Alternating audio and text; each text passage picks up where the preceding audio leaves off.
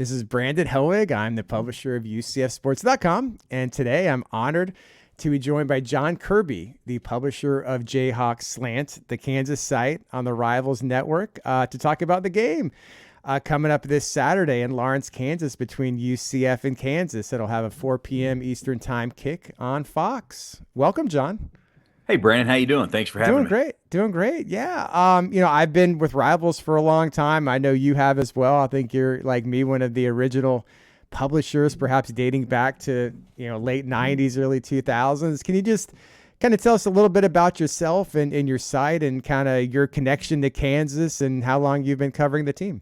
Yeah, I started covering the team in 1998, and like you said, I signed on with Rivals in 99, and then again when the Rivals reorganized, I was at 2001, maybe I think it was. Yeah, that was when, yeah. Yeah, so been at it a long time. I always joke that, our site is kind of a little bit of a different Kansas site sometimes, I would say, because we're built on a large and strong football fan base. So you don't always see that with Kansas because through the years, we've seen a lot more bad football than we have good football since I've started covering the program. But it's been good. And what Lance Leipold's done here the last couple of years has kind of rejuvenated the fan base. But, I started this in 99 and, I'll tell you, it's starting to feel like a long time ago. It has been. I was going to ask you this maybe later on in the interview, but since you kind of brought it up that, your site maybe is more football focused, or at least the fan base on the site is more football focused than maybe some would imagine. Well, obviously with Kansas being a, national, basketball power. Just kind of talk to me about that dynamic, because that's an interesting one. Obviously Kansas has, been invented basketball pretty much, right? I mean, Yeah. How does the fan base kind of break down? I mean, obviously Kansas probably has basketball fans, whether they're, have connections to Kansas or they're, what we call t-shirt fans. I'm sure there's a lot of those throughout the nation for Kansas basketball. Football has not been as successful as basketball, I guess is one way to put it, throughout the generations. So just kind of tell us, what's that dynamic like? Is football catching on like basketball obviously has? Well, I don't know if it's like basketball has, because Kansas basketball has just been a monster for years and years, and just the success that they've had. It's I always joke that Shea Wildeboer covers our basketball, and I always joke that he got the good end of the deal because he's always covering a team that wins 30 plus games every year, it seems like. But I think the Kansas fans, Brandon, have always wanted good football, right? And the problem is they've never seen it consistently. So Glenn Mason, back in the 90s when I was kind of getting in school at KU as a student, turned it around and started winning, and then he left, and then it kind of went back a little bit, and then Mangino came in and built the program. And then after he left, they went through 4 hires where there just were no winning seasons. So, the Kansas fans, they want to get back in. There's a good group of hardcore KU football fans. And what they're trying to do now is, they're getting 40, 41, 42,000. I think the Illinois game maybe had 45, and BYU was a sellout because, BYU had a nice following. But what they're trying to do, Brandon, is attract that person who maybe had tickets during the Mangino era that saw 12 years of just bad football. And they just said, hey, I'm done with this. Or maybe someone who was a student at KU 10 years ago, 8 years ago, when there was bad football and kids didn't go to the games maybe as students. They're trying to get those KU people back into the stadium or into the stadium for the first time, because they're always going to have that loyal kind of 35 to 40. Now I think they're trying to figure out how do you get it from 40 to 47 all the time. Right. Obviously, Lawrence is about 45 minutes from Kansas City. Is that 40 minutes or so? Is that sort of how long the drive is from Metro KC? Yeah, I was joking with you off the air that, when there's no construction and I'm in a real hurry, I can get there in about 27 minutes as long as there's no highway troopers on K10. But it's usually, right now, I'd say it's about, a good 45-minute drive. Okay. Now on game day, the traffic will get backed up and it can be a little longer. Yeah, I mean, that's not, terribly different from UCF in Orlando. UCF obviously has an Orlando address, but depending on, there's a lot of urban sprawl, depending on where you are in the city, it can take you, 40, 45 minutes to get from one end of the county to the other. So how would you say Kansas City, obviously major metro area, how does that break down in terms of college fandom? You've got University of Missouri, obviously Kansas State down the road in Manhattan. How would you say Kansas City breaks down? Is it a KU town? Is it split between KU and Missouri? Where does Kansas State fit in? What would you say that dynamic is? Well, I can tell you, and I don't know if this has changed in the last year or two, but I got this statistic from the people at KU. There are more Kansas alums in Kansas City than K-State and Missouri combined. So Kansas City is really it's a KU town. Okay. So then you got other parts of the state that maybe break up a little bit more, but Kansas City has always had KU's had a pretty good stronghold in that area. Okay, that's interesting. Well, I mean, we know the Big 12 basketball tournament's been, held in Kansas City. It's going to be there for the next few years anyway. And I know Kansas fans always, Kansas basketball always pack that place. What is it? Was it T-Mobile Arena? T-Mobile. T-Mobile Arena. Yeah, now it's T-Mobile. And, for that Big 12 basketball tournament, if you get a chance to come up for that, it's a cool setting. And you get some fan bases from other areas. And Iowa State always comes down and brings a strong support group. And it's a fun time. Yeah. Since I kind of asked about, KU, Missouri, K-State dynamic, I mean, how would you say the rivalry percentages for Kansas break down? Obviously, KU and Mizzou used to play every year. That doesn't happen anymore. Is that on the radar?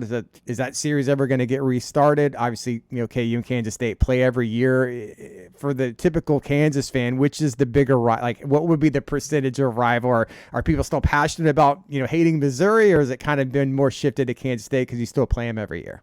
Well, Brandon, I always joke on that it depends on where you live, and I think it depends on your age. So okay. if you're a little bit on the older side of the alumni group, boy, there is a strong hatred for Missouri. I mean, it's the hatred and that rivalry between Kansas and Missouri. I've always said, at least being in Kansas City and knowing fans from different areas, the intensity between the Kansas Missouri is more than it is Kansas State.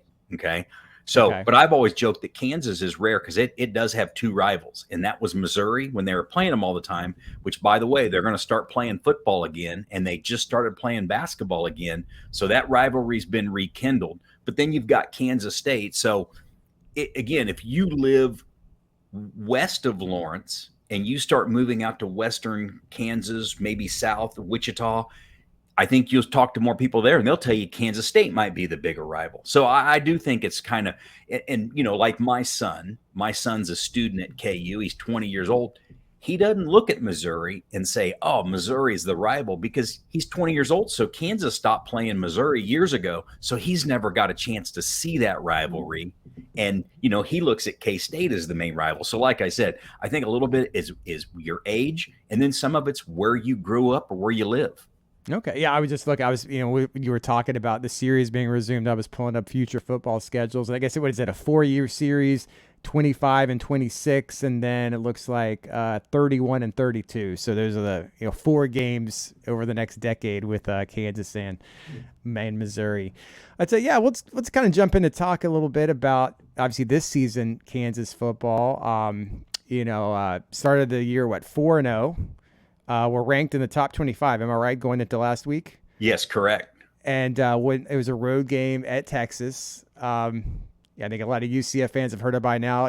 Preseason Offensive Player of the Year quarterback Jaylen Daniels, kind of the guy that makes the Kansas offense tick. He was a late scratch. He was kind of like a game time scratch from that game, and Kansas played the backup quarterback. I mean, we UCF fans kind of all know all about playing backup quarterbacks, but lost on the road to Texas, which could be the best team in the Big 12 this year. But just kind of looking at the first 5 games or so of the 2023 season, I know the injury issue is a big talking point this week, but just kind of how would you evaluate Kansas?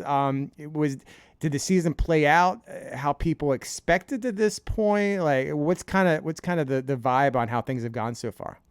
Yeah, I would say that everything's on schedule. The big game before the season, and this was the game all the fans were pointing to, was Illinois. Okay. I mean, it looked like Brett Bielema there had turned that program around. I can't remember if they won 7 or 8 games last year, and they had some key guys back up front offensively and on their defense. So everybody going into the year was saying, You got to win Illinois. And they did. So then they did that. Then they went out and played a much closer game against Nevada than everybody thought. And then they came back against BYU and trailed at half and put together a good second half. So they started 4-0, and then they go down and they lose to Texas. So the loss to Texas, I think maybe the way it started happening in the late third quarter through the fourth quarter, maybe a little bit of disappointment as Texas pulled away. But it's such a crazy game. Texas was really dominating the game. But at one point, I want to say there was 5 or 6 minutes to go in the third quarter. Kansas got the ball back after they had just scored, and they held Texas. They got it back, and Texas has like 400 yards of offense at this point in the third quarter, and KU's only down 6 with the ball. And if they can put another scoring drive together, they're in the lead, which would have been unthinkable. I remember the commentators on ABC even said, there's a little bit of an uneasy feeling right now in the Texas stadium because Texas had dominated the game, and here's Kansas with the ball down 6 later, part of the third quarter. So, but again, back to your question, Kansas is 4-1. I mean, they're looking to, hopefully find a way to beat UCF this weekend and be one win away from bowl eligibility, which, Brandon, this is crazy. And you probably can't fathom this because you guys, I know there's been success with football there. Kansas has only been to back-to-back bowl games one time in the history of their program. Wow. Okay. So, I mean, if Lance can get them to 6 wins or more, this will only be the second time Kansas fans have got to go to a bowl game 2 straight years. Wow, I'm looking at that. I was looking at the coaches through the years. I guess the first time was Mark Mangino in 07 and 08. It was an Orange Bowl season followed by an Insight Bowl in 08. So that's pretty remarkable. Let's talk about quarterback Jaylen Daniels. It's kind of interesting because, I've kind of, ever since UCF, it's been known UCF's going into the Big 12. I guess, early in the 2021 season, we've known that. So I've caught, had more of an interest in following Big 12 games. And I remember watching some Kansas games, early last season, and was it a 4-0 start? I believe last year. It was a pretty remarkable start last year. I think you guys won a few games to start off, and then didn't College Game Day come for the TCU game? Yes, it was 5-0. 5-0. Okay. So I remember watching some of those games, and obviously Jaylen Daniels was doing real well. Then he got hurt and had to, he was kind of out with the middle to late part of the season, and obviously his comeback this year, and how it was off to a really good. So he had a fantastic Liberty Bowl too. Right? That was such a crazy game against Arkansas. What was it, like 50? It was a crazy score. I remember watching that one. So I've been really impressed with Jaylen Daniels since last year when I kind of started watching more Kansas football. So he's been a big part to the early part of this season too. So just kind of tell us more about Jaylen Daniels, and I guess kind of get into, what happened this past week. All of a sudden he just couldn't go against Texas with a back injury, right?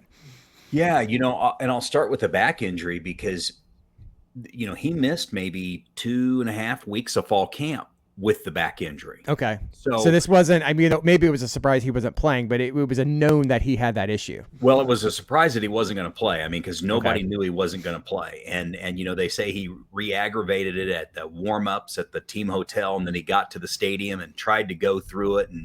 And from what I heard was in pain, and there was just no way he could go. But that, I think that's the thing with the Kansas fans, that the concern is this did happen in fall camp. So now you're wondering how long is this going to be around? And, back injuries can be one of those things that hang with you.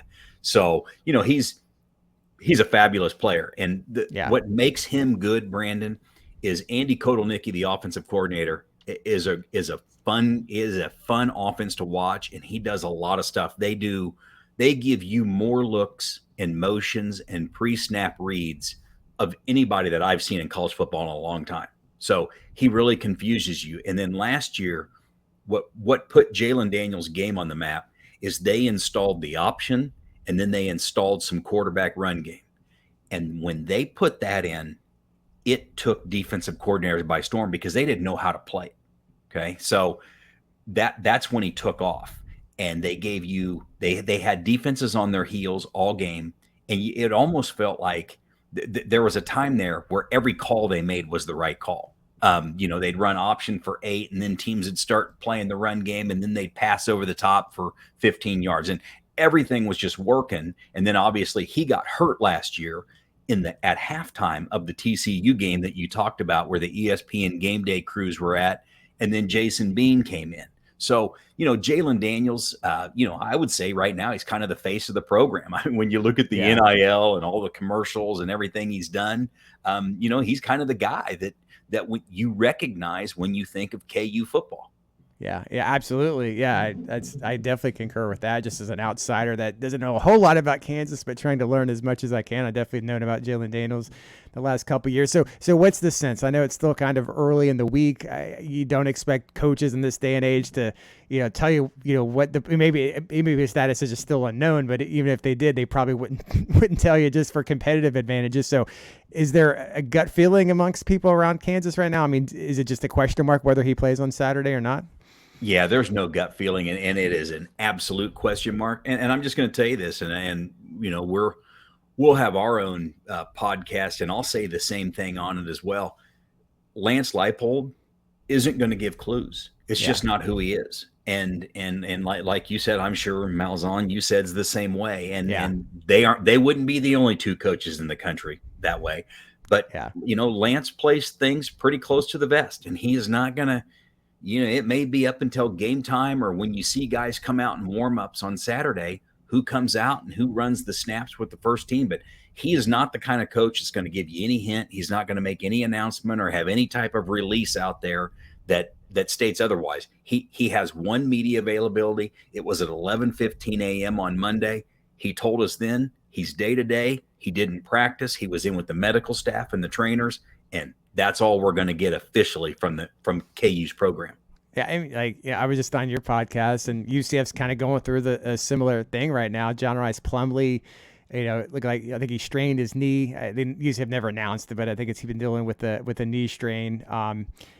I think the expectation initially was, maybe it'd be after the bye week or Oklahoma game later this month, or that was the original time frame. But he's ahead of schedule, and he's going through practice this week, and so it's one of those things like he has a chance to come back for this game against Kansas. But I don't expect Gus is going to come out on Thursday and tell people what's. I mean, maybe I'll be wrong, but I have a feeling that we won't know for certain if John Rice is playing until maybe we get to the field on Saturday afternoon in Lawrence, Kansas. Brandon, I want to tell you this too, and I want to go back to Jason Bean, because if Jaylen can't play, then you got Bean, and there was a lot of talk after the Liberty Bowl last year that Bean would maybe leave and not return, but he came back, and it's huge that he did, because let me tell you, when Jaylen Daniels was out last year, there's a lot of people that forget this. Jaylen Daniels got hurt of that TCU game last year in Kansas. I want to say they had 3 points at the half. Okay. Jaylen struggled a little bit in that first half. Jason Bean comes in the second half and throws for 250 yards in the second half, and they take TCU to the wire. The next week they go down to Norman and they get beat 52-42, but Jason Bean leads the offense to 42 points. The following week, I want to say they put up 28 on the road in Baylor. Then the following week after that, they qualified for a bowl game with their 6th win with Jason Bean as the quarterback, and they score 37 points. So, having him as a backup is a pretty nice luxury for Leipold and Kotelnicki as the offensive coordinator, to have a guy with some experience that has played in Big 12 games and has had some success. Yeah. How does he differ, or what are the similarities, and how does he differ from Jaylen Daniels? Are they two different types of quarterbacks? Are they in the similar mold? Can they do roughly the same things? Just kind of compare and contrast those two. Yeah, they're different. Like Bean's the fastest player on the team. Okay. So, I mean, he was like a 10-400 meter kid in high school. I mean, he can fly. He's straight line speed. Now, Jaylen Daniels can run, probably has a little bit more wiggle to him, and he's more powerful. I mean, Jaylen Daniels is 215 pounds. I mean, when you see him in person, he's well built. I mean, he'll break 2 or 3 tackles, and he's not afraid to get physical.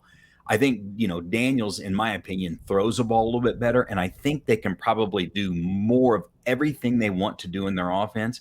But there is definitely a package they can use and install around Bean. And now that they're going to be prepared, knowing it maybe could be Bean as the guy, they'll put that in this week. But there was a point there against the Texas game. they were chunking Texas. Bean was getting to the option to the outside. They were hitting Texas on some perimeter runs. And at one point in the second quarter there, they were averaging 10 yards a carry against Texas. So it'll be interesting if Daniels doesn't go.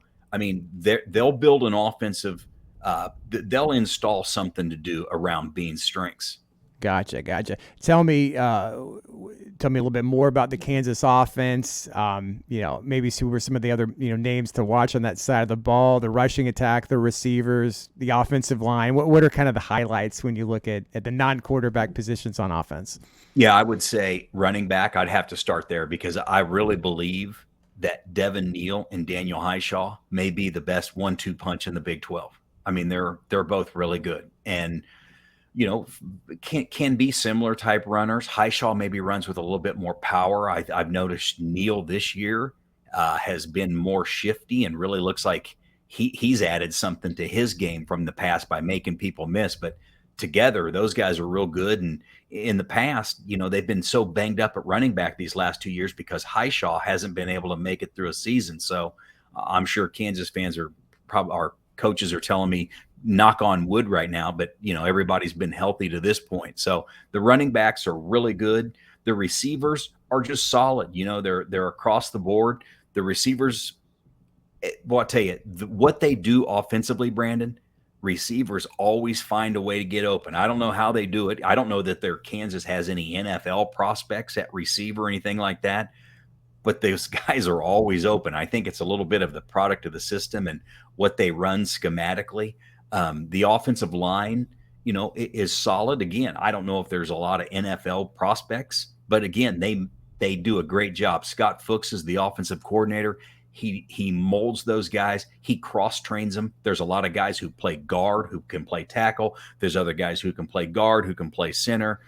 They can flip from right guard to left guard. So he's built that offensive line to where they don't get stuck into so many guys can only play one position. Yeah, you were talking about wide receiver, and I'm pulling up the stats as we're talking, and it looks like there has been 5 different players that have double-digit catches for Kansas this year. UCF has been much more. I think UCF only has 3 different players that have 10 or more catches this season, so they definitely spread the ball around. But looking at the other side of the ball, defense.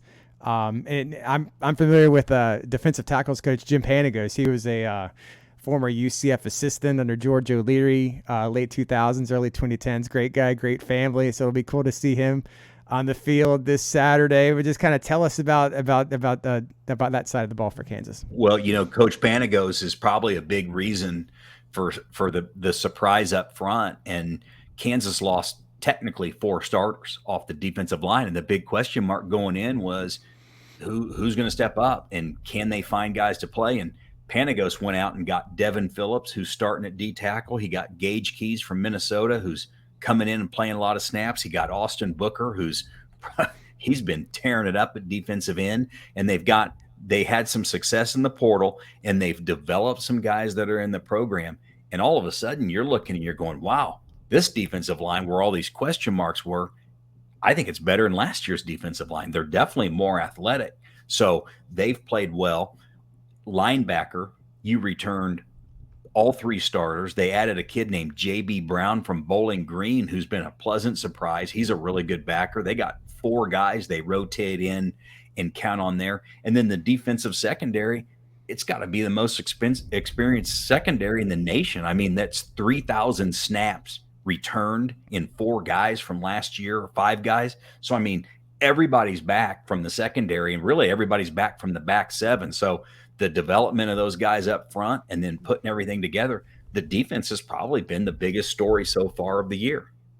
Yeah, we were talking about, you were talking about head coach Lance Leipold a little bit at the beginning, but I just kind of, would touch more on him and what he means to Kansas, because, you brought up the Mark Mangino era of the 2000s, and I think it was Turner Gill, Charlie Weiss, David Beatty, and Les Miles. So that's 4 coaches that followed Mangino, and I think not one of them won more than 3 games in a season. I think maybe there was only maybe 2 or 3 3-win seasons. The other ones were less than 3 wins.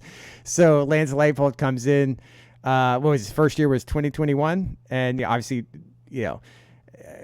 didn't have a great year that year, but last year was big turnaround. Started off great, went to a bowl game. Has the opportunity, like you said, to make it to a back-to-back bowl. So what is Coach Leipold meant to Kansas to kind of just turn everything around, because it had been a really really wretched decade, the last 10 years or so.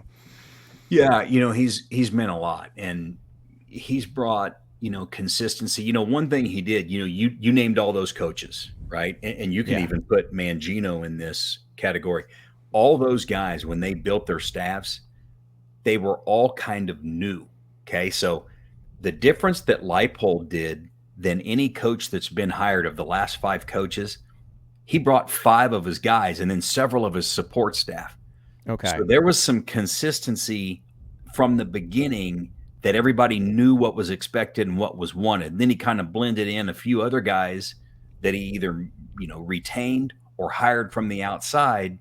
So I've always said one of the biggest things at Kansas is I've always wondered about chemistry of coaching staffs. Well, what he was able to do right away is bring in structure and organization, because he had that in place when he came from Whitewater to Buffalo to Buffalo. Kansas.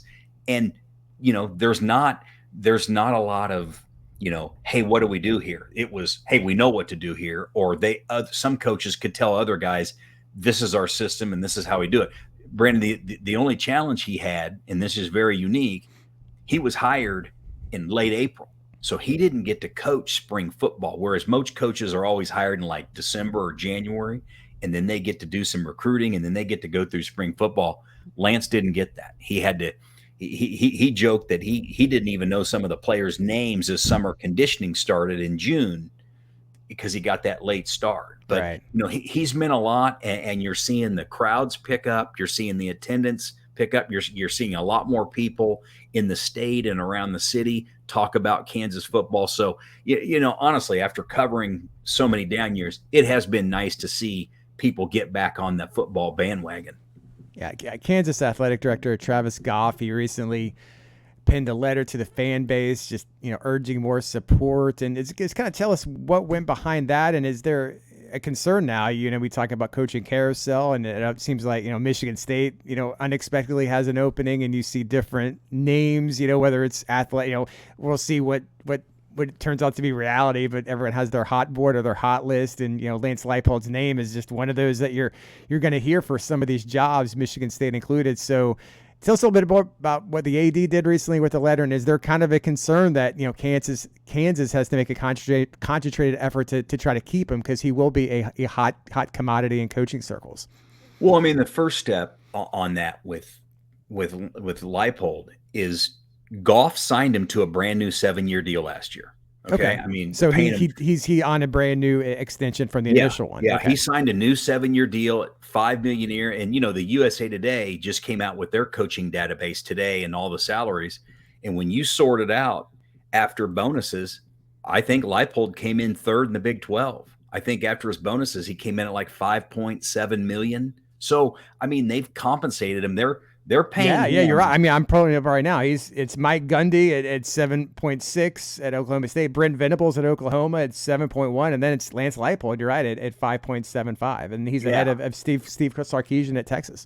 Yeah. So I mean, they've invested. They're paying him, almost twice as much as any football coach in the history of Kansas has ever been paid, and they've gave him a 7-year deal. But I think more importantly is the commitment that they've shown, that Travis Goff, the athletic director, announced in August. Big press conference. They really did it up. What they call the Gateway Project, and they've already renovated the locker rooms. They renovated the strength and conditioning area. They just did that in the off season, right before fall camp. And now they're going to get into the stadium renovation, which is going to go in cycles, but it's going to be hundreds of millions of dollars. And they are saying, listen, we're committed. We're committed to getting this football program and elevating it. We're showing this as an administration. And Lance Leipold has shown now, doing this second, 2 straight years, that he's got a program in place. All right. This isn't, it's not a 1-year wonder anymore. And the proof's there that things are moving in the right direction. I think Travis Goff's letter, and listen, I'm in agreement with the letter. We've had a lot of healthy discussion on our message board. It's, some people didn't like the letter and some did. But I'll be honest with you, from where I sit, I have nothing wrong with the message that he sent out, because he's trying to tell everybody out there, listen, whether you maybe were a fan of Kansas football and used to have season tickets, or whether you were a student at KU during those lean years where we didn't win and you just never made it to the stadium, hey, we need you now. Okay, we've shown that we're committed to football. We're going to invest in it with the facilities, and Lance Leipold has shown that he and his staff have put something together and they're winning. And I think Travis Goff is saying, for all you people out there on the fringes or looking from the outside, if you've ever wanted season tickets or thought about it or just coming over to the stadium, now's the time, because we're doing our part. Now we need you to do your part. And some people will say, well, it's hard to overcome 10 years of bad football. You know what? That excuse is out. I mean, that's out. It's time for fans to stop the whole, well, we haven't won for 10 years or 11 years. That's past. Now they got to move forward with a new mentality. Yeah. When I went to Kansas State a couple weeks ago, UCF had actually previously played K-State in 2010. So I went for that trip. And so I kind of, remembered the stadium and a little bit of the press box. And I was amazed at the transformation, from, 2010 to now when I saw Kansas State, and just a beautiful stadium, great atmosphere. So for fans, for myself, for all the fans coming to the game, this will be the last year, correct, of David Booth Stadium, and just kind of how it looks in its old configuration, right? Just kind of tell us a little bit about, this version of the stadium and why improvements are needed so badly. Well, it's just been, it's been so long since there's been any major renovations done to it. So, they've released drawings, and they had a big press conference. I was up at where they had several people talk about it.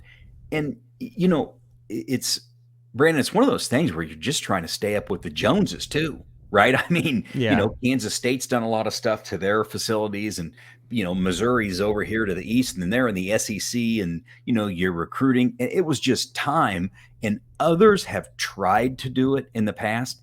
They just couldn't get the momentum, and Travis finally got it, and he pretty much hinted at this last year against TCU when game day was there. He pretty much threw it out there. This is coming, and he stayed true to it. He's followed through. So I just think it's something that's definitely needed. And there's a lot of areas that need upgrade, and they're going to, they're still going to keep the hill, which when you come to Kansas, you'll see the hill. There are a lot of people that come out there and tailgate, and it's a very scenic and historic area of the stadium. And it's needed. That what they're going to do also is they call it the Gateway Project. They're going to tie into other things with this to make it more than just football upgrades. They're going to use this for events, and there will be bigger plans with it as well. Okay, so are they like, knocking down portions of the stadium? Are they like taking down the press box and building a new one and new suites? And is that kind of what the project will entail? Yeah, there'll be that. I know the press box is going to be relocated. So, and Brandon, one of the things too is when Travis sent his letter out, I thought about this. I don't know exactly where the season ticket sales are, and they haven't come out and given us a number yet.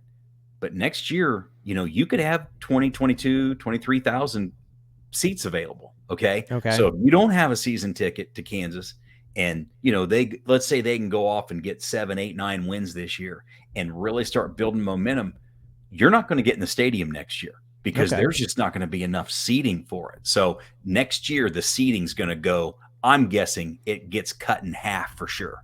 Okay. What do you think the atmosphere is going to be like on Saturday? It's a 3:00 Central Standard Time game. It's on the national Fox.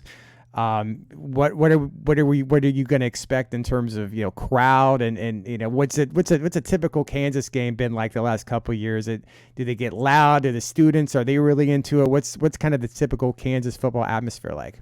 Yeah, it's still growing. It's growing back. I remember back in the Mangino years, there were several close to sold out stadium and great atmosphere and fans into it, and you're starting to see that come back. All right, Central Florida, I don't know. It's sounding to me like the crowd. I don't know I think they would consider somewhere between 40 and 42 probably good for this one. I don't know. I think Okay. BYU is sold out, and I think they announced 45 for Illinois. But the students, they've showed up, and there's always stuff about the students leaving at half or the second half thinning out. But then we had our topic on our message board this weekend where people were posting pictures of other stadiums and topics, at those places where students were leaving at third and fourth quarter as well. So I don't think that's just something that sits in Lawrence, Kansas. Yeah. UCF kind of has had a little bit of a drama with students second. A lot of the students left when it was 35-10 at the beginning of the fourth quarter. And, one of the players kind of brought that up on social media after the game. So that's kind of been a hot topic amongst UCF people this week. But what do you think is the perception of UCF? Obviously, the Big 12 is going through a lot of changes. The 4 new schools this year. Obviously, the Pac-12 schools coming in next year. So I know you're just kind of learning about all these new programs. UCF. I know you have a personal connection, am I right, with athletic director Terry Mahajer, who has a lot of KU ties himself, I believe. I think he got a graduate degree from Kansas. I think he might have been a GA on a Glenn Mason football staff at Kansas in the mid '90s or so. Am I right that you've known Terry Mahajer for quite a few years now? Yeah, I've known Terry for a long time. I went to Shawnee Mission East High School, and he went to Shawnee Mission South, and I knew him from his time when he was on staff with Mason, and he was on the associate athletic director at KU, and I'm pretty certain on this, but Terry met his wife at KU, Okay, and yeah. and I believe his daughter is on the dance team at KU right now. So I mean, Terry's from the area here. Heck, he and I probably grew up 15 minutes from each other. So, and I've always enjoyed talking to Terry. I've always thought one thing that I've always liked talking with Terry is he knows his football. I mean, he used to be on Mason's staff, and he can watch a football game and kind of tell you how things went and what offenses look like and defenses look like. And I've just always liked talking to him. Yeah. So what's kind of the Kansas view of UCF? Just either coming into this game or just joining the Big 12? I mean, I don't know if Kansas people knew a lot about UCF other than maybe some of the recent seasons that were successful. But what do you think the fan base feels about UCF? Yeah, I would say, and I would not say this just about UCF. I would say it about the 4 new schools coming in. I think they're just still kind of in that learning mode, still trying to figure it all out. I remember when this all went down, and something I didn't know. I remember talking with Terry Mahajer when this all went down, and correct me if I'm wrong, isn't UCF the biggest school in the country or something like Yeah, that? I mean, it would used to go back and forth with Arizona State, but yeah, I haven't looked at the stats this year, but I think they are. Yeah. Yeah, I remember he telling me that UCF's the biggest school in the country, and I was like, wow, I had no idea. So I mean, obviously, Orlando's no small area, but I just think the fans are still in that mode of just trying to build these new rivalries, and it'll be interesting. And I do wonder a little bit if this is a week that maybe Travis Goff put that letter out, that maybe the ticket sales were a little down because UCF is sandwiched in between,